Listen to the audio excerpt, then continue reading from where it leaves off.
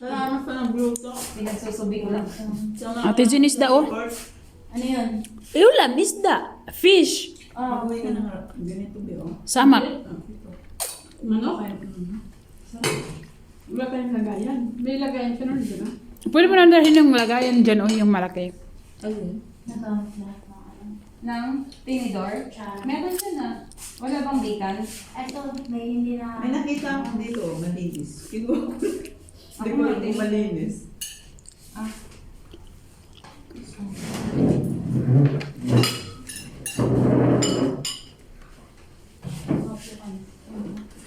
Ala kayo, ba't niluto nyo? Hindi naman sa inyo.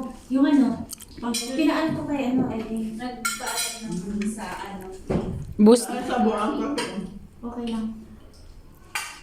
Kunin ko nga ito. Sinabi mo nga sa akin, pero hindi mo sinabi yung paghalan.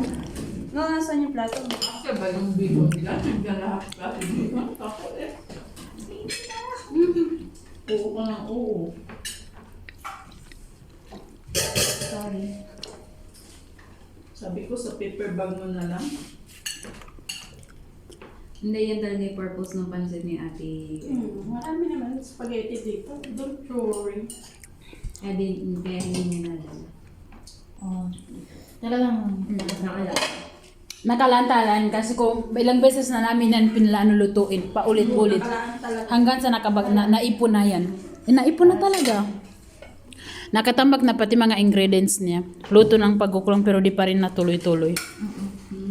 Kasi nakalaan talaga eh. Naupupok lang.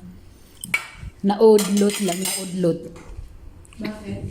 Wala lang, tamad. Alin? Thank you. Hindi siya pinayakap. Kasi yung patulog.